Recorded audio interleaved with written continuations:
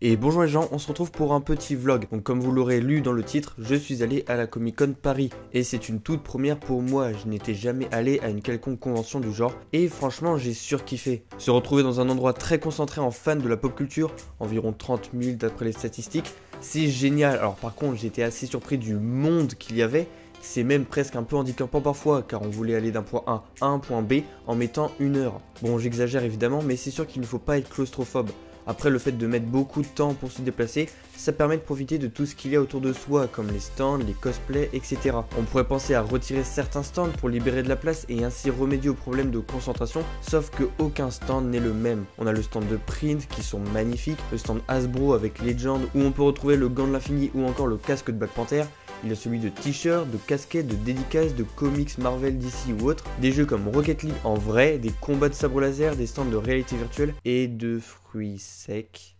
Bon, chacun son délire j'imagine. Il y a évidemment les figurines pop, les figurines tout court ou encore les goodies genre une enceinte géante en gain de l'infini ou des clés USB Avengers. Et pour l'étage du dessus, c'est surtout dédié pour les fans de comics. Il y a des ventes de comics bien évidemment, des dessinateurs plus incroyables les uns que les autres ou encore certains youtubeurs comme Marvel, Alcor et le comics des comics. Pour quelqu'un comme moi qui est un grand fan de la culture pop, c'était génial. Chaque fois que je refaisais le tour de la convention, je découvrais de nouvelles choses que j'avais loupées précédemment. Et puis bon, même si tu n'es pas un grand fan de la pop culture, ça vaut le coup juste pour les cosplays qui sont magnifiques et très réussis.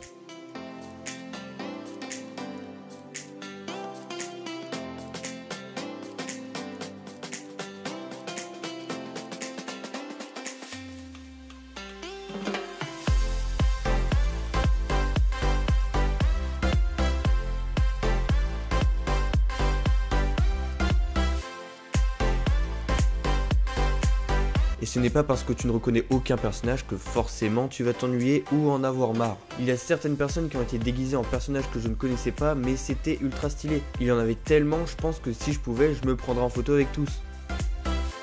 Petite anecdote d'ailleurs, je voulais absolument rencontrer le cosplayer Capjux et pendant toute ma chasse au cosplay, je ne l'ai pas trouvé et quelques minutes avant que je parte de la Comic Con, je tombe dessus et franchement j'étais super content parce que son cosplay de Captain America déchire grave. La Comic Con est faite pour tout le monde, alors certes si tu n'es pas un grand fan de culture geek, tu ne resteras pas longtemps, genre 1 ou 2 heures, et plus tu es fan, plus tu resteras. Et puis il y a de nombreux événements comme des projections en avant-première de séries, d'extraits de films ou de films entiers, des conférences animées sur des thèmes de comics, avec des réalisateurs de films ou acteurs ou sur d'autres sujets divers. Si on est un minimum fan, on ne peut pas s'ennuyer et si au pire vous l'êtes car l'événement que vous attendez est dans 1 heure, et bien partez à la chasse au cosplay. Bref, vous l'aurez compris, j'adorais la Paris Comic Con et je pense fortement y retourner l'année prochaine car même si je n'y suis resté que 3-4 heures car je revenais d'un voyage à Londres donc j'étais pas mal fatigué car c'était assez dur de dormir dans un bus, on va pas se mentir, bah au final j'ai quand même réussi à profiter. Certes j'aurais aimé rester beaucoup plus longtemps et ainsi profiter à fond de cette convention, mais ce n'est pas grave en soi et comme toute chose, je pense et j'espère que la Comic Con Paris 2019